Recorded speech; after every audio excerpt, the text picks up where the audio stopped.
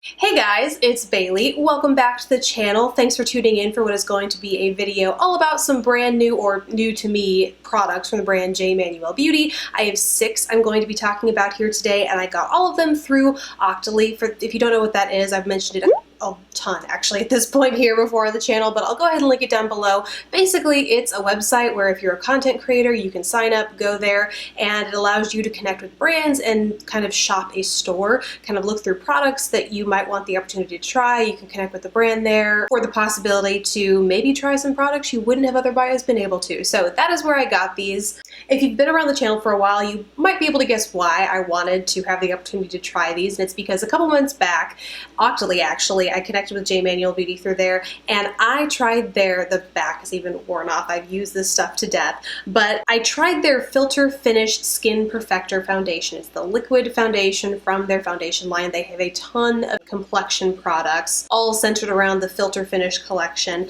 and so I tried this along with the concealer, and this foundation is official. It's officially my holy grail foundation. So I wanted to know what else was good from the brand beyond just their foundation and their concealer. So that is why I wanted to have the opportunity to try these, and so today I'm going to be talking about 2 other Filter Finish collection products, one of which is the Powder to Cream foundation. I was really intrigued when I saw this. I was doing a lot of research after I tried my first foundation and went on HSN. They have a lot of demos. You can see like when Jay was actually on demonstrating, giving the backstory behind these products. This really caught my eye. It's a really unique sounding product, and then I also have the Filter Finish collection Luxe Powder. So those 2, as well as an eyeshadow, an eyeliner, a lip gloss, and a lipstick, most of which, actually all of which except for the lipstick, I am wearing right now in this video. So you'll also see a demo of me applying all that too. So with that, let's go ahead and dive right in. I'm going to start with the foundation products because A, they were what I was most excited to try, and B, it is the order in which I applied my face today, so that's the way the demo is going to go.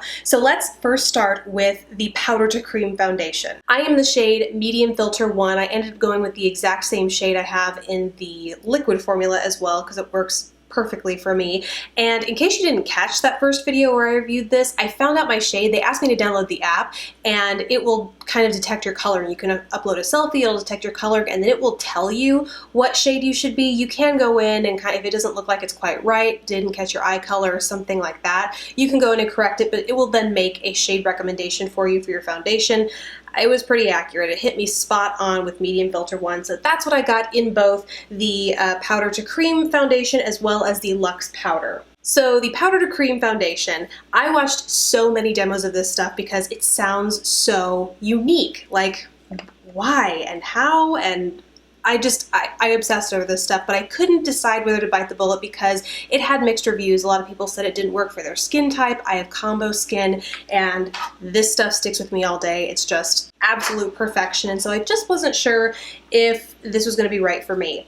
So here inside you see it has this huge top. It's actually hollow. There's a little mixing bowl in here. So what you do is you open the little sifter here. I love that it opens and closes because I find with any product that requires a sifter, if you don't have some sort of top to close the sifter, you travel with it, you tip it over, something happens, and inevitably you will end up with this, what little area you have up here packed with powder, and it's kind of like, what's the point of the sifter? So I do love that they have this that you can open and close it. So you do that, I give it a couple good shakes into the bowl, and then I open it up, and it's the perfect way to, this is the brush that I used to apply today, the It Cosmetics Heavenly Luxe big old brush, whatever it is. I mixed it around, swirled it around the bowl, and then went straight to the face to apply. So I do like the innovation in packaging here. I could definitely detect the change in consistency, and maybe you'll even be able to see the brush stroke marks as I'm applying this to my face and the product is turning from powder to cream.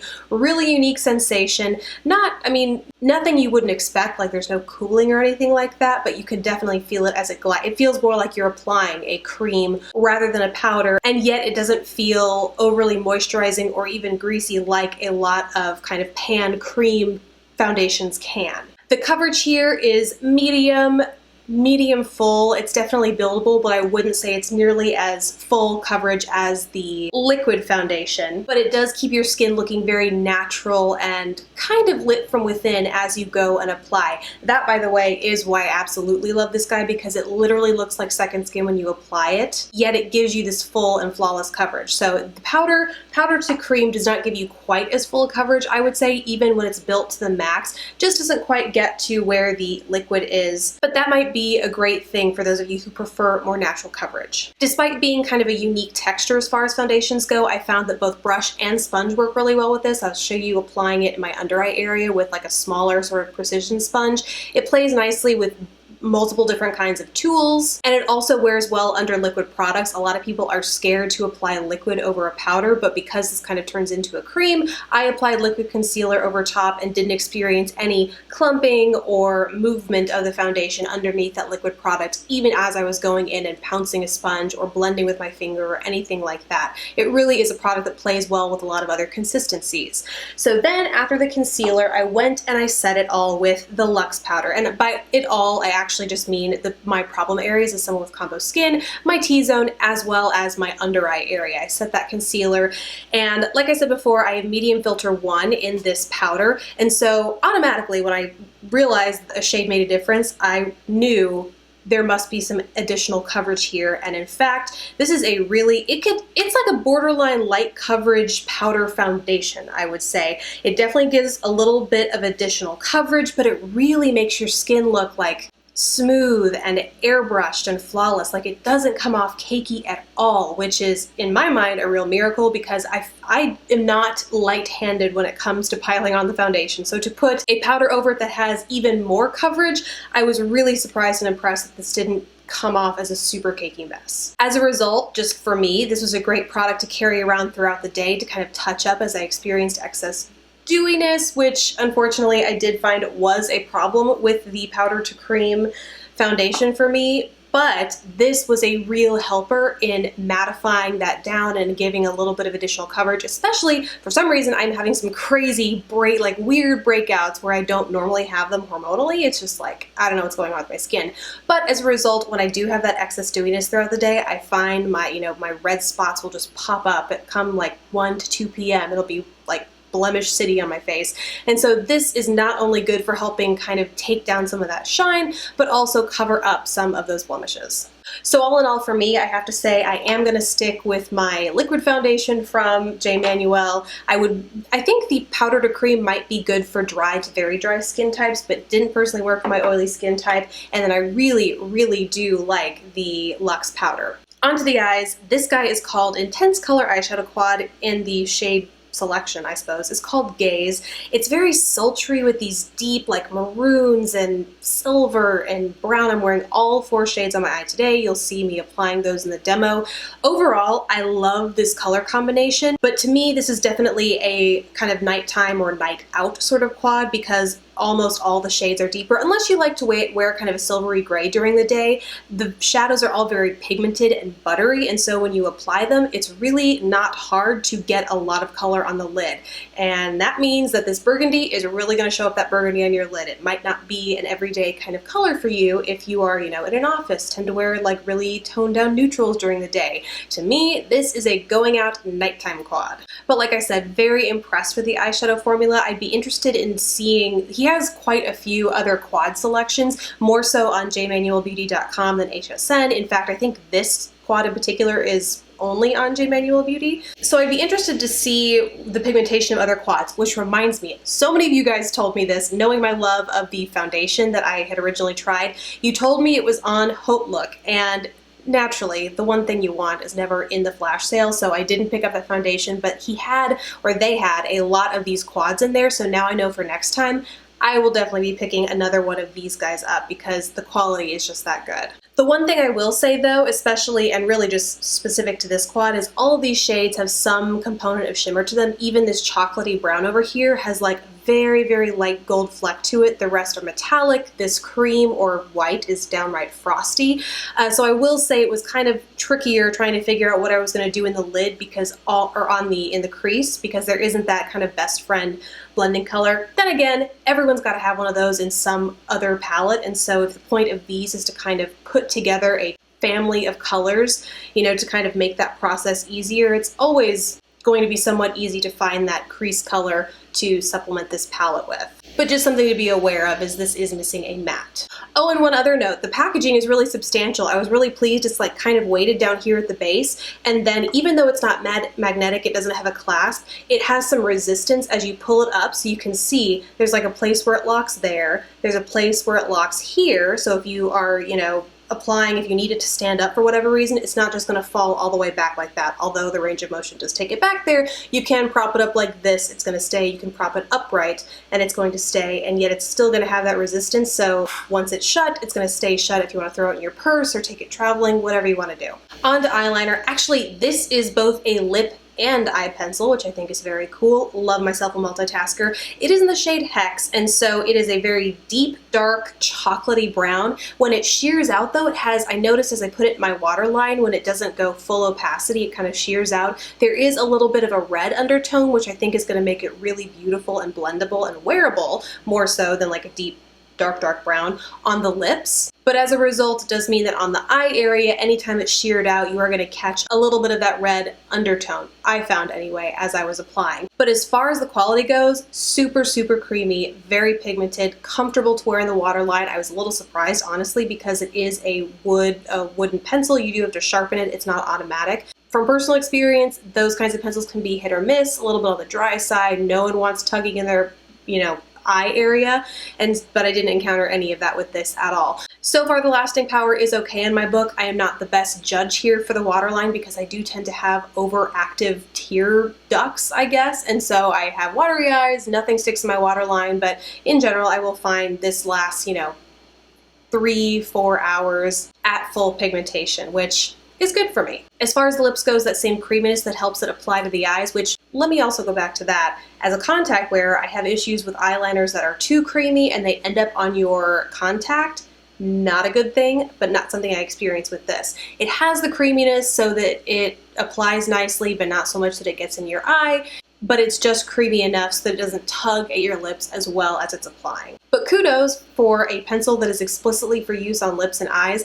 I know I personally, you know, fudge when I need to and need to multitask, but for something that was specifically formulated for both, I feel like that's really rare. Last few products here, guys, I promise. It is 2 lips. I have a lip gloss that I'm currently wearing and a lipstick that I am not sure why it was included with this bunch of products. That's another thing. So the bundle that I technically got was called Classic, but I cannot actually find this clustering or group of products available for sale anywhere. So as of right now, take this as you can buy it separately because I have yet to find a place where you can find all these products bundled together. He does sell on both HSN and jmanuelbeauty.com like little sets with maybe an eyeshadow quad and an eyeliner or a lip kit, things like that, but nothing that looks like this. So I will just be linking to individual products below unless something bizarre happens and I actually find it between now and the time this uploads. But the reason I say that is because the lip gloss makes sense to me in this look. The lipstick, however, does not. This lipstick is called Risque, and it is just about the most beautiful neon poppy or like neon corally poppy you could ask for, but in no way goes with this eyeshadow, and I will show you. I applied it just so you could see, one, how it looked with these eyes, but also two, so you could see how it applied. The formula itself is beautiful, very creamy, very opaque. It does take a couple, like maybe 2 passes across the lips for the product to warm up, but once it does, it goes on at full opacity. This shape in particular I really like because it helps me get a clean and crisp line around my Cupid's bow, as well really the entire perimeter of the lips, and the packaging is nice and weighty. It feels like a well-made kind of product, and it's going to stay closed when you can hear that kind of audible clasp, so you know it's not going to fall apart in your purse. But this color does not go with this look, so I even tried layering it under the lip gloss thinking, well, maybe something magical happens and it creates this weird burgundy-ish, you know, or like apple kind of red. I don't know what I was thinking, guys. Nothing.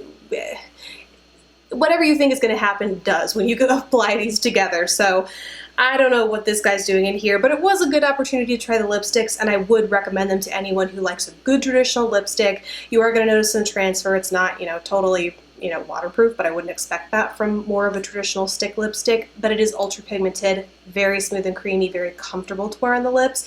And even though it will come off like very little bit layer by layer as you drink and eat and things like that, it is relatively long lasting. So there is that, but it doesn't stain the lips. For all of you who hate that in a lipstick, doesn't do that. And that leaves us with the lip gloss. This is in the shade Charisma. The only thing I'm wearing on my lips right now, it's this really beautiful kind of light pinky brownish nude, I would say.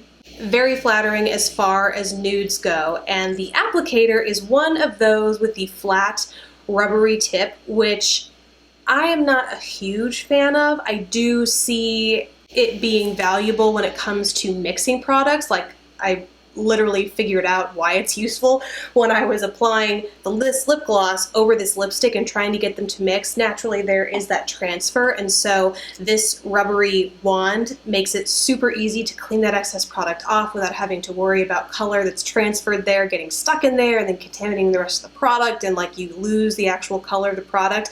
I now get why it's here and why that makes sense as far as like mixing your lip colors go, but personally I am not one to layer lip products on a daily basis, at least not once I'm done putting my face on for the first part of the day. Like, then I might get playful, but for the most part, I'll throw a lip gloss in my bag, I'll apply, and that's the only thing I will apply throughout the day. So I don't really need to worry about something like that. I do prefer a fluffier doe foot applicator, but you know, it gets the job done. I just noticed streaks. It's a little bit harder to kind of get rid of those streaks as you're going to apply this, especially because this is a nearly opaque lip gloss. So you are going to see that pigment. It's going to be more apparent when it streaks across your lips. It doesn't get milky or sink into those fine lines, which is really nice. The pigment remains suspended up over your lips as opposed to sinking in there, and I don't notice feathering or bleeding or anything like that. But because of that opacity and the kind of wand this has, I do notice those streaks are more apparent as you apply. But as far as formulas go, it's a really nice light lip gloss, definitely not tacky or sticky at all. It's very lots of slip. I was about to say watery, but that doesn't make any sense. It has lots of slip between the two lips, and as a result, it's really comfortable. So all in all, I have to say I'm really pleased I've been able to try these products because I can finally make recommendations when you guys ask me when, you know, flash sales pop up and things like that. I can actually tell you what I would and wouldn't recommend. Maybe good and bad. Basically, the only thing I wouldn't recommend trying is the cream to powder to cream foundation, and that's really just because it didn't work for my skin type. It just went, the shine went haywire throughout the day. So it's not for me, but it is a unique formula, something that those with dry to very dry skin might consider if they're looking for a medium coverage but buildable foundation. But I will be sticking to my liquid. Besides that though, I fully intend on trying definitely more of the eye and lip liners because, as I said before, super fan of a versatile product, and also the eyeshadow quads because who doesn't love a good eyeshadow quad? I'm eager to try more. So thank you guys so much for watching. I really hope this video was useful and that, you know, you got a better idea of what else J Manuel Beauty has to offer. Besides that, thank you guys so much for watching. Please don't forget to subscribe if you haven't already, and I will catch you in my next video. Bye guys!